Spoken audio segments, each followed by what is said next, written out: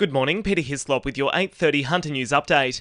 The region's police officers say they're wondering what it will take to get some drivers to heed warnings about road safety after 3 fatalities in the Hunter just this week.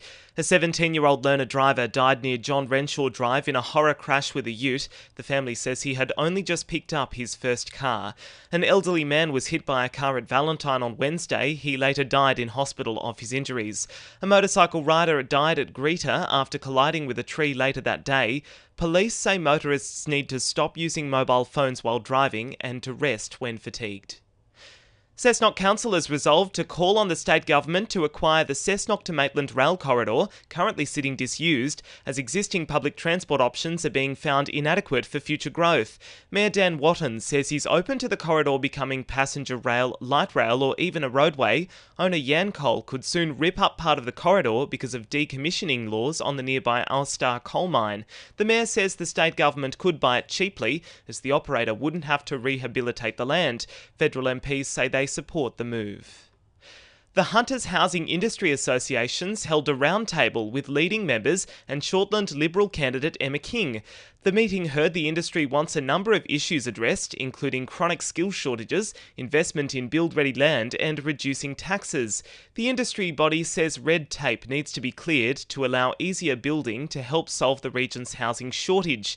It comes as bushland is being knocked down at Mile Road near Cardiff, making way for a development, and residents near 505 Minmai Road fear the Department of Planning could soon rezone land there. A New Lambton resident says Newcastle Council is dragging its feet on a bus stop relocation on Queen's Road. Lisa Bricknell says she's been locked in a stoush about dormant pipes underground, which Council says it won't move. It's left an eyesore with partially excavated ground. Singleton Council's releasing a plan on public exhibition aiming to keep young people in the local area.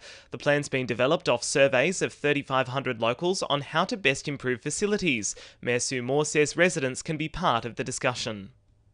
To think of this document as our Bible, our contract with the community for the next term. So you have till the 16th of April to get online, have a look at our draft Create Singleton 2033 Community Strategic Plan. A new workshop set to visit the Hunter will allow residents to explore how their neighbourhood would cope in a natural disaster.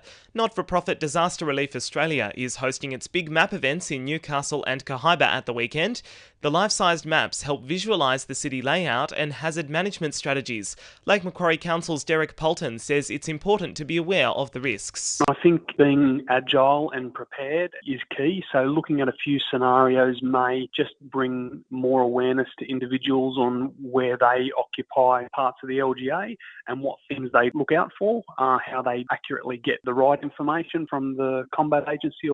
Also making news, Paterson Independent candidate Philip Penfold has matched a coalition promise for a westbound overpass on the New England Highway at Maitland, and Hamilton North Bowling Club Secretary-Manager Phil Pereira has faced Newcastle local court, pleading not guilty for allegedly staging a robbery with 2 others, cashing in over $200,000.